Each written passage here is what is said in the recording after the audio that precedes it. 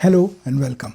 Should you pay off your debt or invest in the stock market? This is a common question many of us face when deciding between paying off a student loan, car loan, or a home mortgage versus investing in the stock market. The answer to this question has two parts: the mathematical part and the behavioral or psychological part. The mathematical part considers which decision leads to higher financial benefit. The behavioral part is more complex, as different people can react differently even in the same financial situation due to their individual risk appetite and the psychological reasons. This makes the answer to this question less straightforward. But in this video, I'll cover both aspects. First, I will show you how much financial gain you could achieve by paying off versus not paying off different types of debt, such as credit card debt, a student loan, a home loan, or a car loan, considering different interest rate scenarios. I will also discuss the risks involved with each decision, because the decision could vary depending on the stability of your source of income, your age, and your overall financial situation. With that said,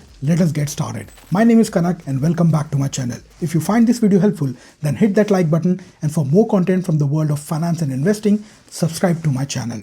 Alright. The very first step, even before deciding whether to pay off the debt or invest in the stock market, is to build an emergency fund that covers about 6 months of your living expenses. Life is unpredictable, and events like losing your job, a massive medical bill, a home repair, or a car breakdown can happen unexpectedly. And without an emergency fund, you might have to use your credit card or take out a personal loan at a very high interest rate, which can decrease your wealth rather than increase it. So only after you have an emergency fund for 6 months of your living expenses should you consider this question. Now, assuming you have accumulated 6 months of emergency funds, let us look at 5 different debt scenarios. Scenario 1. You have $10,000 in credit card debt with an interest rate of about 18%. Scenario 2. You have $20,000 of personal loan with an interest rate of about 12%. Scenario 3. You have $30,000 of car loan with an interest rate of about 9%, payable over a period of 5 years. Scenario 4. You have $40,000 of student loan with an interest rate of about 7%, payable over a 10-year period. And scenario 5, you have $300,000 of home loan with an interest rate of about 6%, payable over a 30-year period. Now, the question we are discussing in this video is an opportunity cost question, meaning what you might lose by paying off your debt early, or in other words, what you might gain by not paying it off sooner. In each of these scenarios, the competing opportunity is the stock market. And over the last 50 years, the S&P 500 index has delivered an average annual return of about 10.5%. So if you decide not to pay off your debt beyond the minimum payment and instead invest in the S&P 500 for a long period, you can expect an approximate return of about 10% on your money you did not use to pay off your debt. Let's examine the opportunity cost in each of the 5 scenarios. Okay, let's look at the scenario 1 and scenario 2. In these cases, you have a credit card debt and a personal loan of very high interest rate of 18 and 12% respectively. Since these rates are higher than the expected 10% return from investing in the stock market, you will actually be losing money by not paying off the debt. For credit card debt, it's like borrowing money at 18% to invest in the stock market with a 10% return, which means you're effectively losing 8% on each dollar that you don't pay off. Similarly, with the high interest rate personal loan, you're losing 2% on each dollar that you don't pay off. Therefore, if you have a high interest credit card or a personal loan, the answer is simple. Don't invest in the stock market. Instead, focus on paying off the debt as quickly as possible.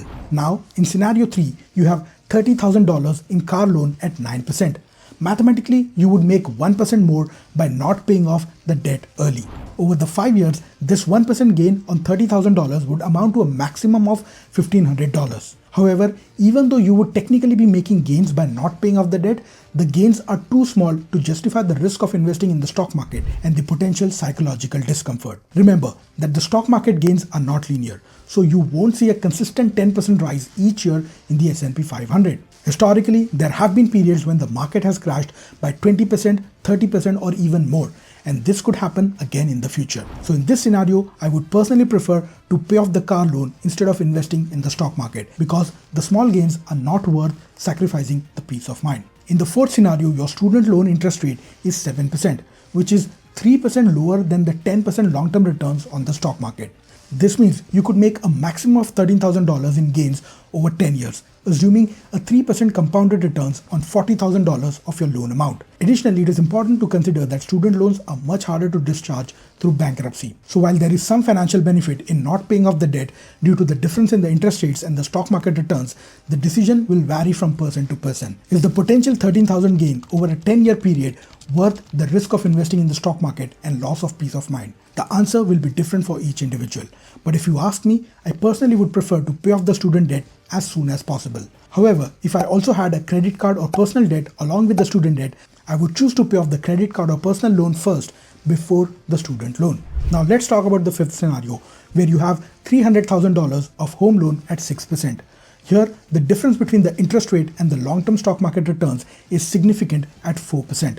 Additionally, the loan amount and the time period of 30 years are both very large. These factors combined result in a substantial opportunity cost for paying off the mortgage early. Now, if you pay an extra $1,000 each month on top of the minimum payment, you will pay off your mortgage in 12 years and 10 months. However, by doing so, you will miss out on $200,000 in extra gains you could have made by investing in the stock market over that 12-year period. If you pay an extra $2,000 each month, you will pay off your mortgage within 8 years and 5 months. In this case, you will miss out on almost $225,000 in extra gains you could have made by investing in the stock market over the 8-year period. Here, I'm defining the extra gain as 4% extra returns you could make by investing in the S&P 500 index.